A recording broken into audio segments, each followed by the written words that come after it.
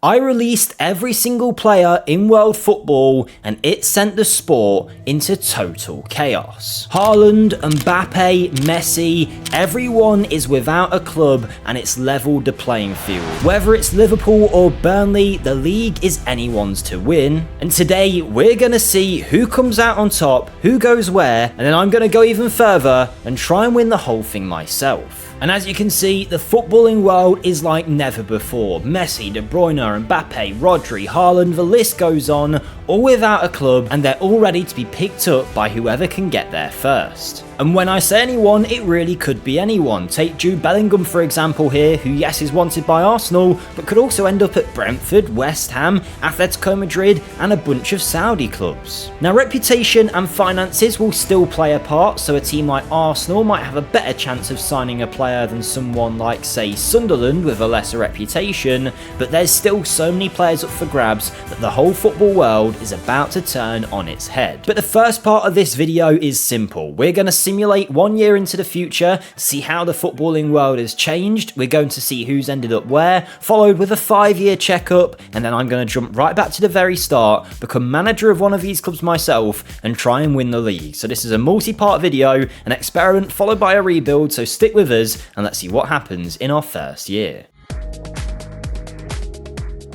And I can't lie, this year I was expecting some surprises. After a year of time passing with everyone free agents, I thought things would change, but I didn't think they would change this much. Because the top 6 have been disrupted, some of the teams outside of that have finished way below expectation, and we have seen some major clubs get relegated. Let's start with the relegation places, where it was Wolves with only 13 points. Their most exciting transfer that I can see was Radu Dragusin, so you can see why they went down. But then you have Villa with only 24 points, Burnley going down too, but most surprisingly Newcastle only surviving by a 2-point margin, managed by Jose Mourinho. They had some superstars in this team, and Neymar at Newcastle is a crazy transfer, and he did really well too. Probably the reason they stayed up with 15 goals and 4 assists. I could actually see Neymar in a Newcastle shirt. Maybe it's because it's Santos and it's the black and white colours, but could I imagine him speaking in a Geordie accent? Probably not. Pep Guardiola lost his job at Manchester City, who finished in 11th place and did not do great at all. Despite everything they could possibly have bought in, they ended up with their best players being Ben Chilwell, Mitrovic and McAllister, of course actually a good player. How Ben Chilwell is valued at £300 million though, I have no idea. Speaking of Manchester United finished in 9th place, and one of my favourite things out of all of this, when you look at the top goal scorers, it's the fact that out of all the players they could have gone for, they went, you know, it'd be good for us. Joshua Zirkzee, he could do a really good job. No wonder Man U struggle sometimes. Their recruitment here is very odd, but he ended up being the league's top goal scorer, so what do I know? The guy scored 19 goals and dragged Man U to a top half finish. Brentford and Bournemouth did well to finish in 7th and 6th respectively, and I think it's Bournemouth that had my favourite team in this whole video, because they've built a side that has a good back four. I mean, Huijsen's came back, Mwanga's in there, the doggy too, but then this midfield and attack, Kobe Mainoo and Nicholas Seovold, I mean, that's great, 2 young players there dominating the midfield, but then Mahrez, Mane, Tadic and Palmer, that is Premier League flair and a half. I mean, Mahrez himself has 17 flair. We know Cole Palmer is one of the most creative players in the Premier League. Dusan Tadic came back, he showed he still had it, and then Mane up top for Bournemouth might have only scored 6 goals, but he was back in the Premier League and back causing problems. But the top 4 is where it gets interesting, because somehow in this world Arsenal have finally found a way to win the title, but West Ham have finished 2nd, Tottenham 3rd and Liverpool 4th. I mean, West Ham were not far off the title at all, and it goes to show the world has been shaken up by these changes. Let's go through this top 4 though to see who has who. It's Thomas Tuchel's Liverpool side that has Martinez, and finally Liverpool signed the best right back in the Prem in Reece James. Forget about Trent Alexander-Arnold. Ruben Diaz, David Alaba, Zinchenko, Enzo Fernandez finally makes that move to Liverpool that he was meant to make all those years ago. Odegaard, Rafinha, Sane and Jesus, not a bad lineup at all, with Frankie de Jong sitting on the bench. But in this world, Ange Postecoglou stayed as Spurs manager, did not get sacked, and dragged them to 3rd place in a team that featured Bastoni at left back, Upamecano and Botman as their defence. Vitinha and Rice probably played a huge part in that base of the midfield, with Ousmane Dembele, Mason Mount and Nicholas Jackson leading the line with 11 goals in 30 matches. Still not quite scoring, but at least he managed to stay in London and didn't get stuck out on a plane to Bayern Munich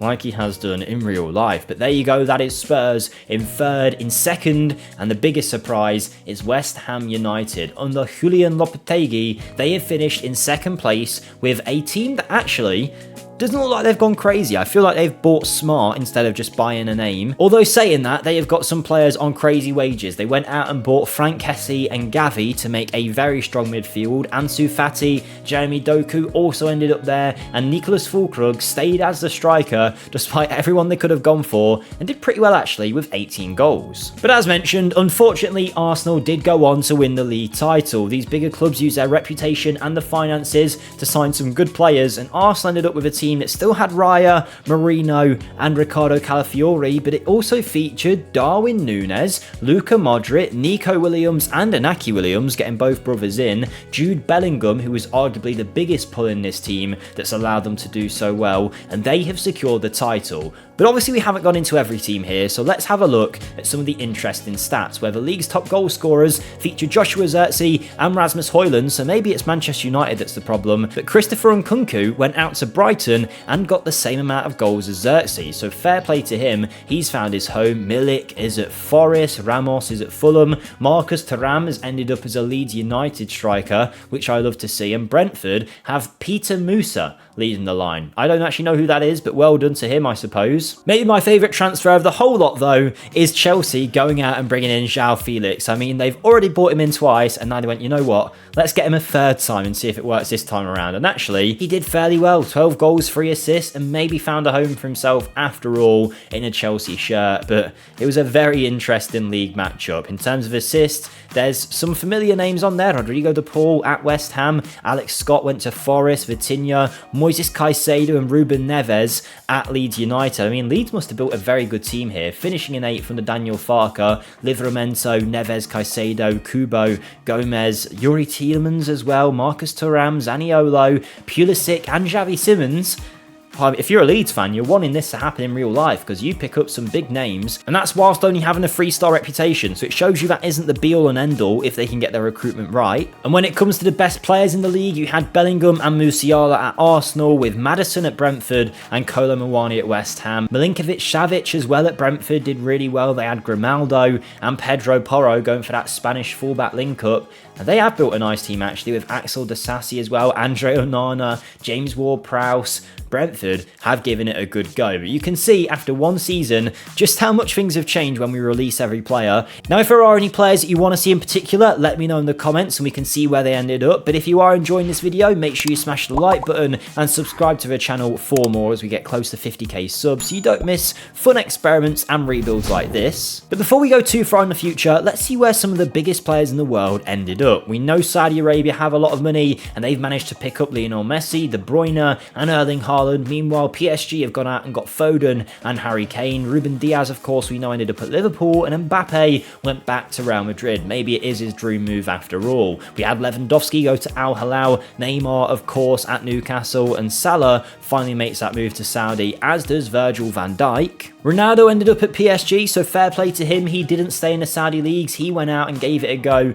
in a different division. Son ended up at Real Madrid, Kimmich at Barcelona, Vinicius at Al Shabab as well. Lots of big changes, and it feels like this change has helped Saudi Arabia the most, who, let's see the biggest wage in the world. It's 1.7 million for that man, Kevin De Bruyne. Interestingly enough, I went to see how much Messi was getting paid, only 150 grand a week, so anyone could have got him. And for reference, the biggest wage given by a Premier League club is all the way down in the list, surprisingly, for Tottenham, giving Sven Botman 400 grand a week. They were clearly lacking at centre-back and gave him whatever they could to get him through the door, but Newcastle's man is now a Spurs man and he helped him to that third place finish. But that's only after simulating 1 year. Maybe after 5, the footballing world will go back to normal. There's only one way to find out, and that's to sim ahead. And after 5 years, lots have changed since year 1. Most of the players have moved clubs. They've actually been signed by clubs with the reputation you'd expect them to play for. And the footballing world has slightly resumed to order. Except for West Ham United, who have stayed right at the very top. They've managed to beat the Big Six and Newcastle to the title and win the league. Meanwhile, Man City have not been having a good time of it. But let's take a look firstly at the past winners, where you can see Arsenal won for 4 years on the bounce before West Ham went and won the title this year. West Ham have always been in and around it, but Man City have had the biggest fall off of this whole save. If we look at their past few seasons, they finished in 8th, in 5th, followed by another 5th place finish, and this year, of course, in 12th place. And that might be because some of their best players are now playing elsewhere. But credit to West Ham under Ruud van Nistelrooy, who proves he can manage a club, has won the title with a back four that features Tomori, Wan-Bissaka and Sula, Curtis Jones and Kessie, Pino, Doku and Fati. And I actually don't see many stars out there other than those guys, so obviously their recruitment's been good as opposed to being super expensive, because to win the league with that, I think Mark Noble and Ruud van Nistelrooy have done a very good job, because when you see who's in second place in that Arsenal team, you'll be surprised they were able to win anything against them, because they now have Trent, Araujo, Militao and Calafiori, with Bellingham and Caicedo, as well as Pedri, Musiala, Nico Williams, and that's not to count Michael Olise, Lavia, Livramento, Darwin Núñez. I mean, they have gone out and bought some absolute superstars. At the other end of the spectrum, we have a team like Leicester, who have spent most of their time in the lower levels, but now are in the Premier League and getting relegated. They've managed to end up with the likes of Marcus Llorente, Aït-Nouri, Akoli, Turientes, a lot of these guys moving down to the second division to find a club. With all of those players available, lots of those guys you'd expect to be in the Prem were now not having a space in their teams and were finding themselves in the Championship. But why are Man City doing so bad? Well, their team still hasn't really improved all that much. There's Savio, they have got Lamine Yamal and Zaire-Emery, maybe they're a team for the future. Cole Palmer's there as well, back at Man City, Nico Paz, Naipan, Antonio Silva's good as well. What is going wrong here? Maybe it's a managerial issue. Lopetegui dropping from West Ham to Man City and not quite making it work despite the huge reputation and the finances the club has. They have struggled. Leeds have done well. We knew their recruitment was good in season 1, and under Brendan Rodgers they've continued their good form with Dumfries, Jonathan Rowe, Kubo, Varela and Hickey amongst many other players that they've got in their side. But after 4 years, things have started to go back to normal, and that's the same for some of the world's best players as well, because if we go to the shortlist, we can see pretty much all of the world's elite players value-wise are now in Europe, and they've left Saudi. They got their paychecks and they came back. Everyone from Erling Haaland, who made his move after a couple years at Al Shabab, to Liverpool. Wirtz is at Real Madrid. We've got Rice still at Tottenham, Zaire-Emery at Man City, Martinelli. I mean, Rodri is still out there at Saudi Arabia getting his paycheck, but a lot of these players have made their way back. So clearly giving them all that money didn't help Saudi Arabia all that much. And if we now have a look at who's ended up with the best contract, it is of course those Saudi guys that have came out best, but it's Arsenal, Jude Bellingham on 600 grand, which is the biggest wage in the Prem. And then the next 3 highest wages are Caicedo, Pedri and Araujo. Just those 4 alone, Arsenal are paying over £2 million every single week just for those 4 players, yet they still finished below West Ham. If we talk about interesting stats, I mean, it's not that interesting when it comes to Erling Haaland still being the top goal scorer in the league, as he is in real life normally, but Mitrovic is now at Newcastle and doing well, alongside Angelo and Goncalo Ramos at Fulham, who's been there for 5 years and has always done a good job for him. Assist-wise, that Bournemouth team did get picked apart a little bit, but they do still have a very good squad, and one that would be exciting to watch under a new manager. Best player in the league, though, is still those 2 boys at Arsenal, Musiala and Bellingham. João Pedro at Crystal Palace, Brennan Johnson at Brighton, giving them a run for their money, though. Is there anyone else really interesting that sticks out here? Benjamin Šeško, where's he ended up? Everton. Lenny Yoro ends up at Man United and does do fairly well, but there you go. Times have changed. We've got players and clubs all in different places, but West Ham have proved if you make the right signings, you can win the league. And now we move on to part 2 of this video, where I'm going to try and build my own squad of free agents and win that title.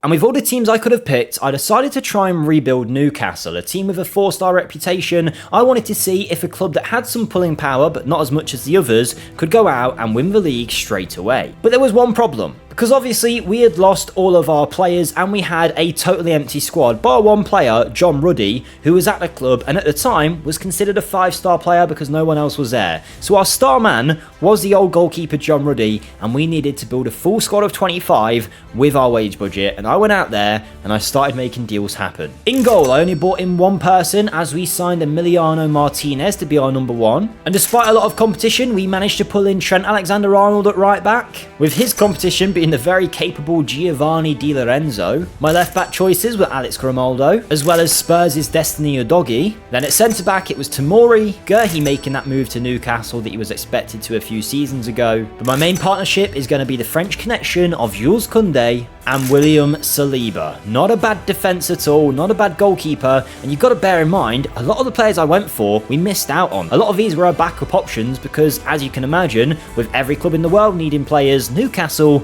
wasn't the first port of call for a lot of guys, but we still managed to make a strong defence and an even stronger midfield. Because my DM options were Moises Caicedo and Alexis McAllister, the World Cup winner. Andre Frank Zambo Anguissa made his return to the Premier League after his very weird time at Fulham. He then went on to be a Serie A great for Napoli, and now he's here at Newcastle. I also added Real Madrid's Eduardo Camavinga for a bit of adaptability, a bit of star quality, and he's one of our highest wage players. Speaking of high wages, I was able to sign Pedri from Barcelona, but it came at a big hit to our wage budget, and Phil Foden joined from Manchester City, so we had a star in the midfield and on the wing. Speaking of the wings, we added Jeremy Doku to our options there, as well as Brian Mbeumo. Rodrigo of Real Madrid has also signed for us, but he's not the best Brazilian we've got on the wing, because we had already seen just how well Neymar in a Newcastle shirt could be, and we've gone out and made it happen. Only 70 grand a week somehow for Neymar. We got him later in the window when no one had picked him up, so clearly no one fancied him,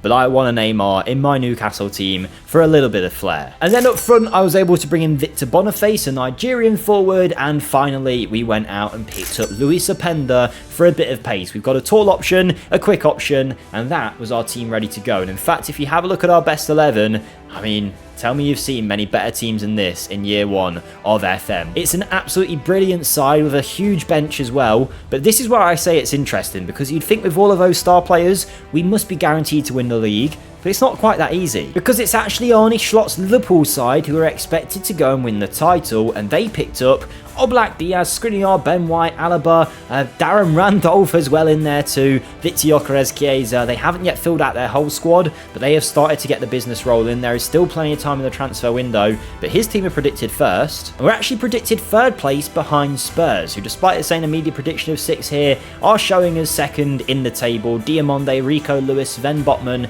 and Carrasco as their defence apparently, with some other good players in there. Interestingly, this time we got Botman on 180 grand a week. Last time we saw it, they paid 400 grand, so that's a little bit interesting. And while some of the deals are clearly favoured by the managers, and we've seen some of them happen again, like Chilwell at Man City, Bellingham at Arsenal, and Mbappe at Real Madrid, we're now seeing Odegaard go from being at Liverpool to Atletico. The same Atletico is Enzo Fernandez, who's at Liverpool last time. Victor Osimhen signs for Real Madrid, whilst Reece James ends up at PSG alongside Ferran Torres, and Bruno Fernandes ends up at Real Madrid. But our team is ready to go. We have built a Newcastle side hopefully capable of winning the Prem, but can we do it in our first year? Let's see what they can do.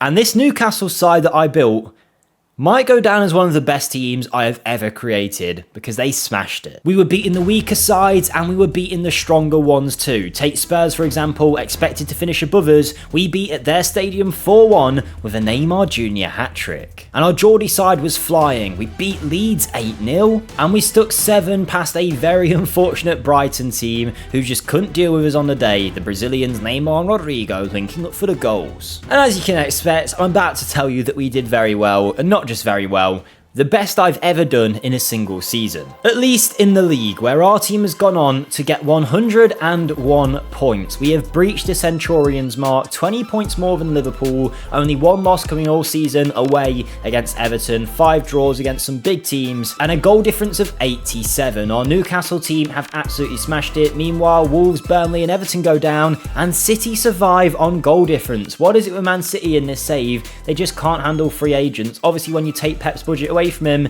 he's not so good. No offense, Pep, if you're watching. Bournemouth this time didn't do as well as getting a European position. They finished in 16th. Meanwhile, Chelsea were in 9th, United in 10th, West Ham not doing as well, but Palace and Fulham being the surprising teams, finishing in 4th and in 3rd respectively. In terms of the goal stats, it was Jeremy Doku who led the line for us this year with 25 goals. He ended up being our main striker, which surprised me. Skamaka scored 18 for Leeds. Solanke got signed by Spurs, and Højlund ended up at Everton again. Meanwhile, Man U didn't rely on Xerxes and went for Evan Nilsson of Bournemouth. Gabriel Jesus went back to City. Lots of goal scorers from lots of different places, but when it comes to the best players in our side, it was always going to be the guys that we picked out from Real Madrid and the Brazilians. Neymar coming in with 18 goals, only bested by some great performances from Eduardo Camavinga, and the best in the team was Rodrigo, who managed to score 11 goals, assisted 8, and proved to be a great signing on the wing. Credit as well to Doku for 30 goals in all comps. Lorenzo, Pedri, Saliba, and Phil Foden all getting plenty of goals. McAllister with 10.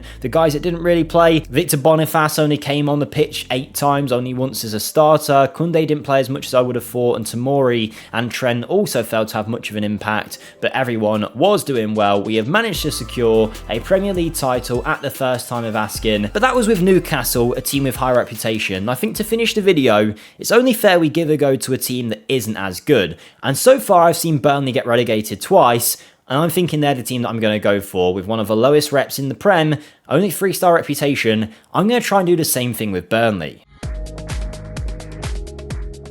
And I'd argue this transfer window with Burnley proved to be a lot more interesting than our Newcastle one, because I had to be a lot more careful with the budget we had. But before we see it, this is the last time I'll ask you to like the video and subscribe if you are enjoying, and to let you know also, there is a Patreon linked in the description. Now, I don't like asking for money or anything like that, but it is the best place to support me as a creator if you want to do so. And if you want to check it out, I try and give back to you guys over there with early access to the videos. Of course, you get to watch them ad-free. You have the chance to have your name in these rebuilds too when we sign new gen players, and on top of that, a lot of people's favorite thing is the save files. Every rebuild that we ever do, I will upload the save files onto the internet, put them on the Patreon, and you guys can go in and download them yourself and give them a go. So if you want to play in a world where everyone is released, you can do that. If you want to be the Burnley manager and try and do better than what I do this year, or even try and win the Champions League with Newcastle, which I wasn't able to do, you can give that a go. But thank you for hearing me out. The Patreon really does mean a lot to me, the guys that are over there. To think there are people that want to support me like that, it does mean a lot. But with that being said, let's get into the players we signed for Burnley, because that's what you're all here for. And we were busy. Now, our pulling power wasn't as strong as it once was, but we were able to get an ex-player through the door in the form of Nick Pope, who is our new number 1. I say number 1, he hasn't actually taken that shirt because Ilhan Meslier has taken it as our backup keeper. At right back, my option is Aaron Hickey, who I picked up on a 68 grand a week deal. And at centre back, I went again for Mark Gurhey, but he's partnered by some good players, as I was able to actually draw in a wonder kid in Antonio Silva, as well as Mika Marmol. And somehow, in this world, Esteve was already at Burnley. He hadn't left them the way we had Ruddy at Newcastle. Esteve was still there, so I went in and I've kept him at the club because he's half decent. Left back, Aaron Hickey can play there, but another Scotsman in Josh Doig is an option. But the main man will be Destiny Adogi, who I can't believe other clubs didn't want. I've bolstered that Burnley midfield with the signing of Atakan Karazor, a hard-working midfielder, and he's got competition with Gedson Fernandes and his 17 work rate. The 25-year-old Portuguese player has been in the Premier League with Spurs, and now he's got another crack in a Burnley shirt. I also went and picked up Joel Linton because why not? I feel like he'd look great in a Burnley kit. And to keep the Brazilians going, of all the players we could have signed, I've ended up with Oscar, who has finally let go of that Chinese deal that he had, having left Chelsea all those years ago, making loads of money at Shanghai Port, and now he was ready to go. We've brought him back to the Prem for one last hurrah. But the star midfielder, the one I'm most excited with, 90 grand a week at Burnley, is Xavi Simons. We had Hannibal Medri, who had some pretty cool hair, and now we've got Xavi Simons with his cool hair in the midfield, ready to go forward and get us some goals. Moving on to the wingers though, I decided I wanted a winger, and I looked around and found this guy called Anthony. Ever heard of him? I haven't. You know, it'd be crazy if anyone actually spent real money on him. We've got him for free, but imagine if someone spent like, I don't know, 90 million quid on the guy. But my Burnley team is going to be a tough tackling force like Sean Dyche used to have it. And speaking of tough tackles, Anthony Gordon comes in. He wouldn't know anything about a red card and a tough tackle though. I couldn't imagine him ever making a horror challenge. And a player that I think actually suits Burnley down to the ground, Jared Bowen. Industry, talent, ability, likability. This guy is coming in as our new Burnley forward. On the left, I've picked picked up a youngster in Andreas Schelderup, who might be 5'9" and isn't a 6'4" beast like Sean Dyche would have had back in the day, but I like the Norwegian, and I think he'll be a nice addition. And I've also got Amin Ghiori here, an Algerian 24-year-old wide player from Ligue 1 who I'm hoping will cook on the left wing. Top it off with a little bit more Brazilian sprinkle, we've gone and bought in Gabriel Barbosa as our striking option, but he's not our best, because having seen what he did for West Ham, Nicholas Füllkrug is in as our main striker. A big man up top who likes scoring headed goals. This is exactly what we need in our Burnley team. Now, it's not quite the revolutionary team that we did have in our Newcastle save, but we've got a back four of Pope, Gurhey, Silva, Hickey and Udogie, with Carrasor, Joelinton and Simmons in front, and then Gordon, Bowen and Füllkrug. I mean, it's basically a mid-table Premier League team already, with the likes of Füllkrug and Bowen there from their West Ham days. Obviously mid-table, Xavi Simmons at Spurs made his move to there instead of Chelsea. Big mistake, but you know, the team is ready to go. How are we predicted to do? Are we predicted to win the league? No, we're predicted to come 6th actually. So we obviously haven't done a terrible job. It looks like Neymar this time, he's ended up as is that Chelsea? He's in a blue kit? A Brighton player. Neymar's ended up at Brighton. Meanwhile, Thuram is the league's best striker. Again, at Leeds, he likes it there. And Nkunku is at Crystal Palace. Di Maria ends up at Everton. And then Jude Bellingham is still at Arsenal. And Phil Foden is in the midfield as well, also at Arsenal. Not bad. And there's a list for you on the right-hand side of what players have gone where. Aston Villa's best signings are Barkley and Onana, who I believe are both fair in real life too. So, strange one for them. Dewsbury Hall, Chelsea. Oh, we're not going to get into everyone else. For now, though, our Burnley team is here. It's ready to go. Will we win the Prem first time out? That's going to be the aim.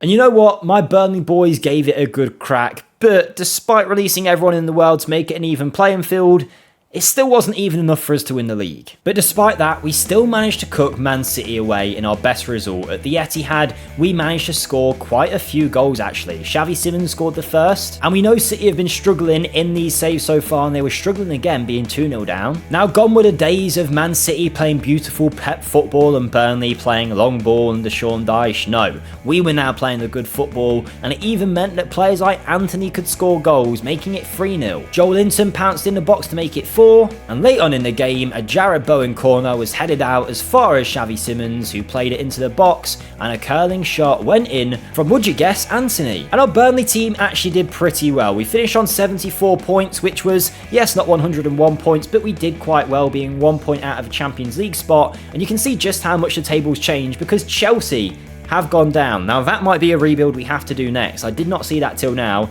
Chelsea Football Club finish in 19th place. Under Lucien Favre, they have ended up with a team with Tosin, Zabrani, Patterson, Hincapié, Stambouli, Bentancur, Kenneth Taylor, Neto.